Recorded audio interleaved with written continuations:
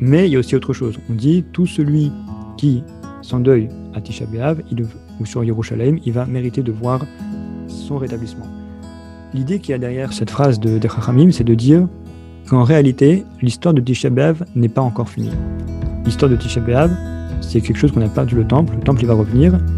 mais la façon dont il va revenir, qui va le ramener, c'est pas écrit. Et tout le monde peut devenir un acteur pour ramener le temple, le troisième temple.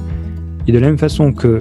y a plein de personnages qui ont joué dans la destruction du Beth Amikdash, il y a plein de personnages qui ont joué dans la libération des Béni Israël en Égypte, et bien pareil, il y a plein de gens qui peuvent participer chacun à sa façon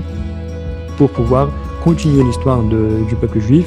et de participer à l'avènement du troisième Beth Amikdash. C'est quelque chose qui est très très fort, et c'est pour ça que Tisha B'Av c'est un Moed, parce que autant Pessah c'est une fête qui est énorme, avec toute la chaïda qu'on connaît, l'ambiance énorme qu'il y a dans Pessah et tout, autant Pessah finalement à la base c'était 210 ans d'esclavage qu'on a eu en Égypte, et que la sortie d'Égypte qu'il y a eu, ça a fait une fête qui est millénaire, qui est éternelle et tout. Si déjà un esclavage de 210 ans, ça a créé une fête qui est quasiment immortelle, et qui a passé des millénaires de joie pour le peuple juif,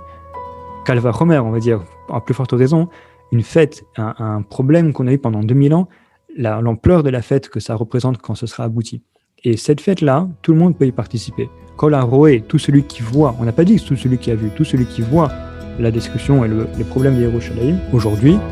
ça veut dire qu'il en prend conscience, il va voir sa reconstruction et il va se réjouir de sa construction.